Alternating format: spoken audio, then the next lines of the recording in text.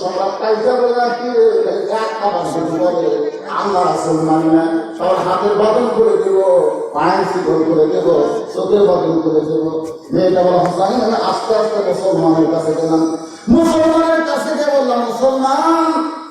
তুমি তো দেখতে পাচ্ছ না আগুনের চূড়া তার দল করে বলতেছে, তোমাকে আগুনে পুড়ে মারতে চায়, তুমি একটা বড় বলো আল্লাহ রাসূল মানি না।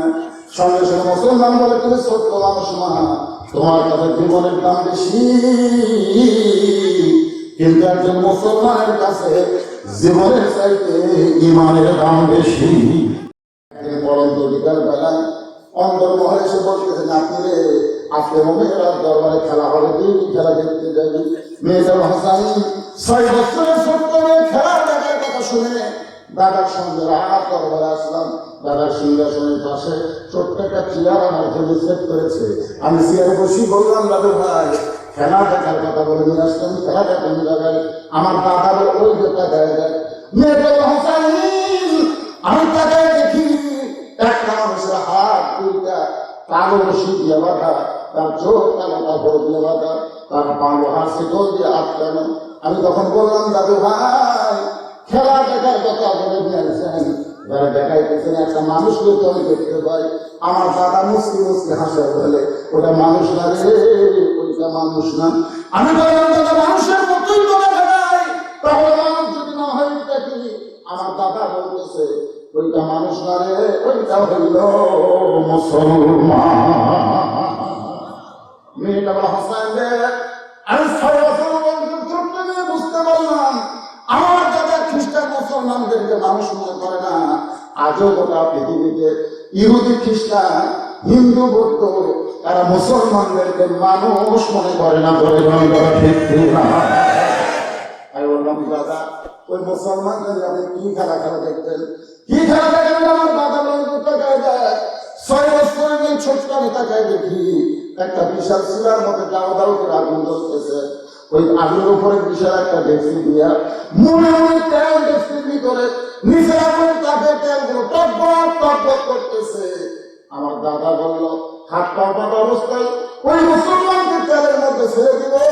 মুসলমান পুরা মরে যাবে। আজকের খেলার নাম হলো মুসলমান মারার খেলা। খেলার নাম কি? গোটা পৃথিবীতে এখনো যে খেলা চলতেছে এই খেলার নাম হলো মুসলমান মারার খেলা। আমি তখন বললাম, দাদু ভাই ওই মুসলমান মারার খেলা যে বন্ধ করা যায় না। আমার দাদা বলতে 100 বার, তাহলে একবার যদি বলে আল্লাহ রাসূল মানি না, তাহলে একবার বলবে আল্লাহ রাসূল মানি না, হাতের বদল করে দেব, চোখের বদল করে দেব, পায়ের শিকল করে দেব, তাকে মুক্ত করে দেব। তাহলে একবার যদি বলে আল্লাহ রাসূল মানি না, তাহলে সব বান্ধা রাখছি, কিন্তু মুখটা আমি বান্ধি নাই। রংসম্রাট কাইসা না দিলে বলতে সব বান্ধি, হাত বান্ধি, চোখ বান্ধি, পা বান্ধি, মুখ তো বান্ধি নেই। মুখ দেখালে বলুন আল্লাহ রাসূল মানি না। আর বাংলাদেশের মুসলমানের সব তোলা, হাত তোলা, পা তোলা, চোখ তোলা, কিন্তু মুখ এমন বলতে হবে না।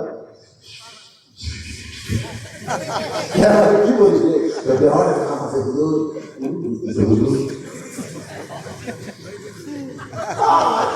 পুলিশ ধরা ভয় করে, আসামি ধরা চিন্তা করে না,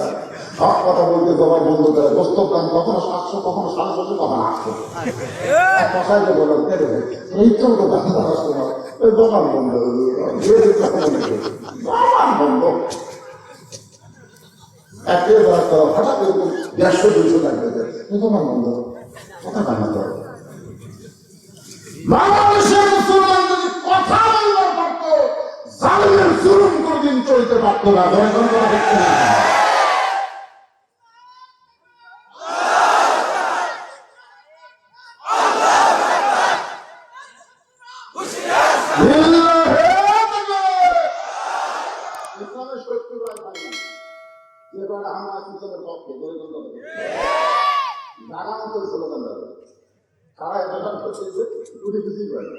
মসজিদের বাংলাদেশে বলতে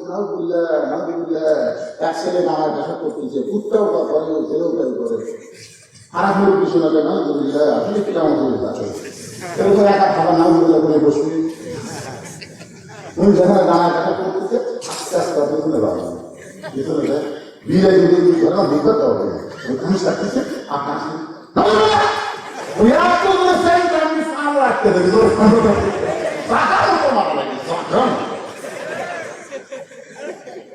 ইসলামের সত্যের হুঁশিয়ার সন্তান এটি মেরে কাম করি একটু মনোযোগ দেন হোসাইন 6 বছর বয়সে মানকে আমি খাইলাম বাংলাদেশের মানুষের সব বলা কিন্তু মুখ বন্ধ সম্রাট কাইজা বলে কি আল্লাহ রাসূল মানি না সবার হাতের বদল করে দেব পায়ের শিকল করে দেব চোখের বদল করে দেব মেয়েটা বলা হোসাইন আমি আস্তে আস্তে মুসলমানের কাছে গেলাম মুসলমানের কাছে গিয়ে বললাম মুসলমান তুমি তো দেখতে পাচ্ছ না আগুনের চূড়া তাল দল করে বলতেছে তোমাকে আগুনে পুড়ে মারতে চায় তুমি একটা বড় বলো আল্লাহ রাসূল মানি না সঙ্গে সঙ্গে মুসলমান বলে তুমি ছোট্ট মানুষ না তোমার কাছে জীবনের দাম বেশি কিন্তু একজন মুসলমানের কাছে জীবনের চাইতে ইমানের দাম বেশি দরকার হলে মুসলমান জীবন দিবে কিন্তু বাকিদের সঙ্গে আপোষ রাষ্ট্রপতির কাছে দরখাস্ত লাগে রাষ্ট্রপতি যদি দয়া করে আপনি মাফ করেন আপনার ফাঁসি দণ্ড ক্যান্সেল করে দিন আসলে উঠতে হাসে উকিল বলে হাসেন কেন আসার কারণ হলো তোমার কথা শুনলে হাসি হাসি কথা বলছি রাষ্ট্রপতি কিন্তু দরখাস্ত লাগে যদি দয়া করে মাফ করে আপনার ফাঁসি ক্যান্সেল আসলে বলতেছে বাংলা আমি আমার জীবনে 3টা রাষ্ট্রপতি ক্ষমতা থাকা অবস্থায় মরা গেছি 3টা খালি মরাই গেছি ক্ষমতা থাকি একটা বঙ্গবন্ধু শেখ মুজিবুর রহমান একটা জিয়াউর রহমান একটা বিপ্লবী রহমান যারা ক্ষমতা থাকি মরে তাদের কাছে জীবন ভিক্ষে একমাত্র মসজিদ ছাড়া কোন মুসলমান চাবে না উকিল বলতেছে গুয়ারকে করার কারণ তো আপনার কাছে আসামি বলতেছে ফাঁসি হবে তবে মৃত্যু হবে উকিল বলে ফাঁসি হবে মৃত্যু হবে না এইটা কেমন কথা আসামি যখন বলতেছেন ওয়ালা তাকুলু লিমান ইউকতালু ফি সাবিলিল্লাহি আমওয়াতুন বাল আহয়াউ ওয়ালাকিন লা তাশউরুন আল্লাহ রাস্তায় যাদেরকে ফাঁসি দেওয়া হয় আল্লাহ রাস্তায় যাদেরকে হত্যা করা হয় বাইতুল মুকাদ্দাস রক্ষা করবার যায় তাদেরকে গুলি করতেছে কেউ মরতেছে না আল্লাহ বলতেছে চিরজীবিত সাধারণ মাথাকে তোমরা বুঝবা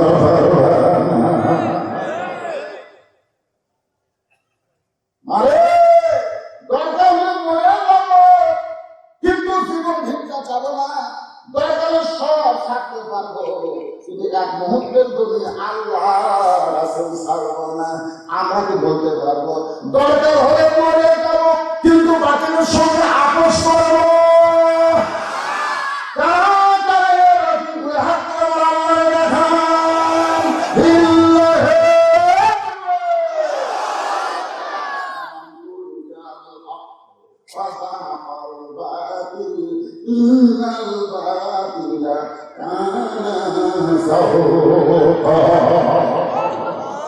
সঙ্গে শোনা কথা বলে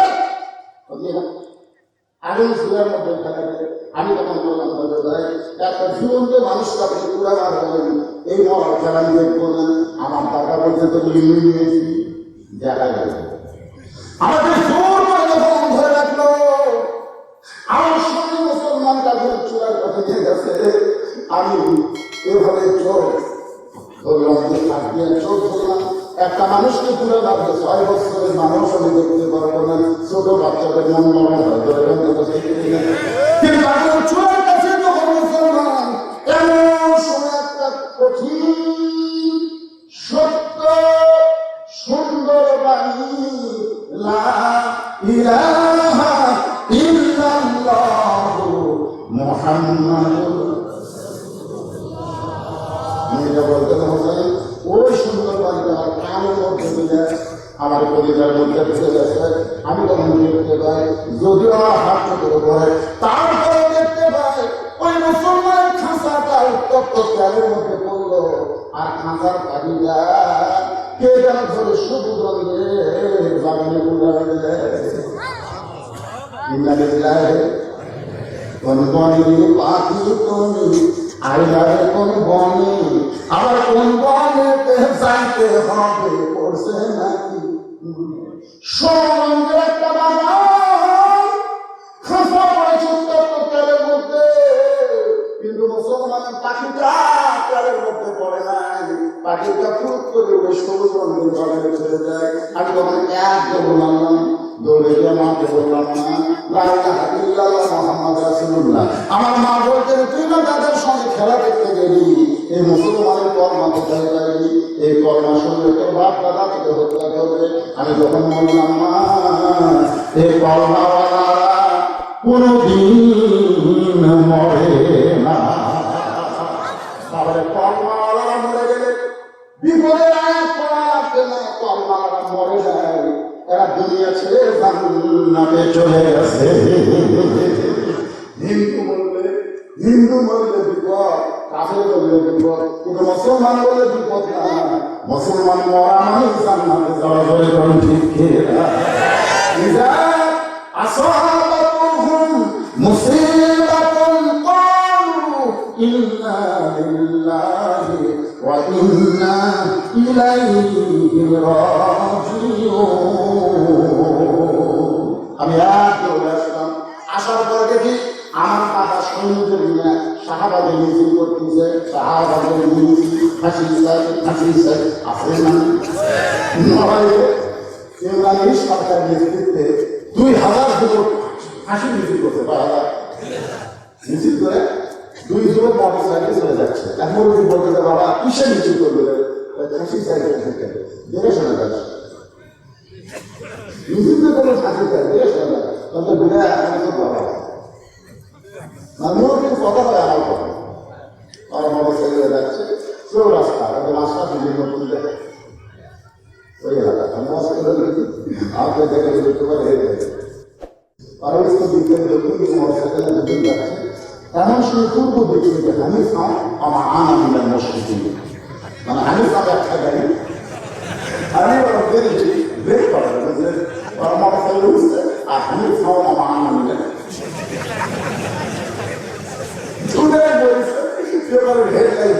হাসি মিছিল করে বেড়াচ্ছে, বলে কেন কার মিছিল করেছে বাবা, তোর নিজের মরণ মিছিল কর, হাসির তারিখ আছে মরার কোন তারিখ নাই, কথা বল না। আমি কি বলতেছি আমি ভাষা বলি, কথা বলার জন্য আপনারা বলেন তো মরার তারিখ আছে, আমি তো বাড়িতে কাছে বাড়িতে যাবো বউ তো খালি করে এটা জন্য পুলিশ জন্য পুলিশ ভাবে কথা বসে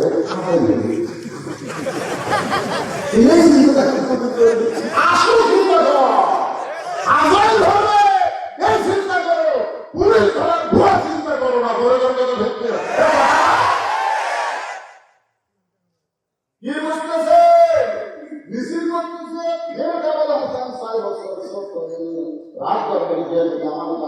করতেছে মুসলমান ঘুরে গেল, মুসলমান ঘুরে গেল। আমি তখন মাথা সামনে এই ঘুরার দুর্গার করে বললেন কামার বাকি ধন নিবে না, সবাই বলেন কামার বাকি ধন নিবে না, সামনে পড়ে আছে সোনা কানা দেখতে পাই না, মাটি মনে করে ফাইটা দেয় হাতে তুলে নেয় না, কামার ভাতে ধন নিবে না, সামনে পড়ে আছে সোনা কানা দেখতে পাই না, মাদ্রাসা বাদ দিয়ে প্রাইমারি যায়, আগুন বাগুন পড়ে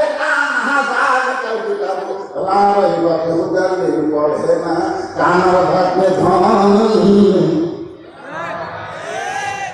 কান্না করবে, এটা আবার কি লেগেছিল না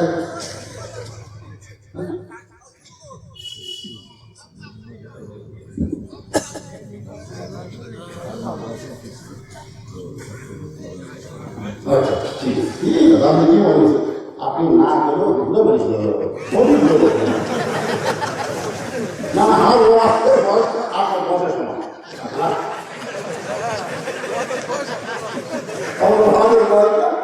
বয়সটা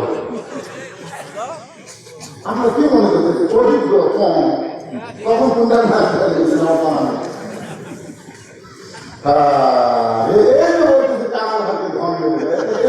ছাত্র